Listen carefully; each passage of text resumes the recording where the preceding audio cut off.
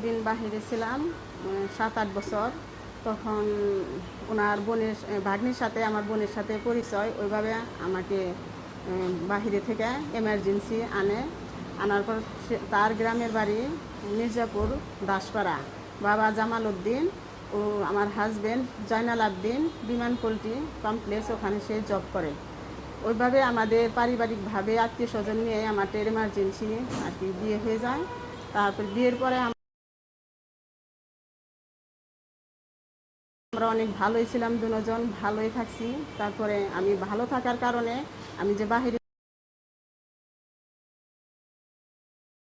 ছিলাম, ওই টাকা পয়সাগুলা আমার ভাই বোনেরা কেউ রাখে নাই, সবাই আমাকে দিয়ে দিছে, বলছে যে তোমার জিনিস তুমি তোমার হেফাজতে রাখো। তখন আমার হাজব্যান্ডকে আমি বলি, সে বললো যে তোমাকে বাড়ি করে দেবো বা তোমাকে এইটা সেইটা অনেক কিছু আমাকে বলে।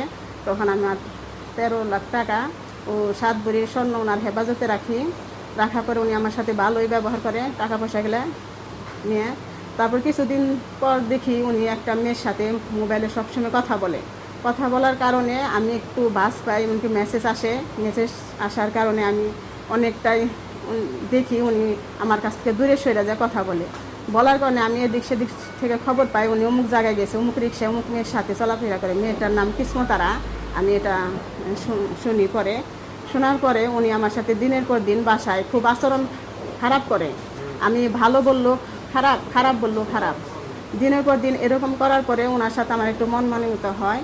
তারপরে কিছুদিন পর 1.5 বছর হয়ে যায়। 1.5 বছর পর উনি অনেক কিছুই করে আমার সাথে, ওনার কোনো অধিকার, ওনার সংসারের চাবিকাঠি কোনো কিছু আমাকে দেয় না দেওয়ার কারণে উনি আমাকে একদিন হঠাৎ করে আর কি যে কোনো কারণবশত হোক আমার সাথে উনি রাগারাগি করে।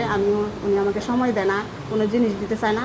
তখন সে আমাকে হঠাৎ করে আমার গায়ে হাত তোলে, আমিও ওনার সাথে রাগ হওয়ার কারণে উনি আমার বাবার বাড়ি গাড়িটা এনে দেওয়ার পরে 3 দিনের মাথায় সে আমাকে ডিভোর্স দেয়।